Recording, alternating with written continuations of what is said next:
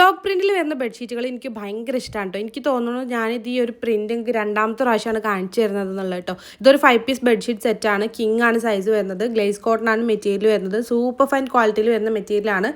454 രൂപയാണ് റേറ്റ് വരുന്നത്. 2 കുഷനും 2 പില്ലോ കവറും ഫ്ലാറ്റ് ഷീറ്റുമാണ് വരുന്നത്. കുഷനൊക്കെ നല്ല ഫില്ലിങ് വരുന്നുണ്ട്.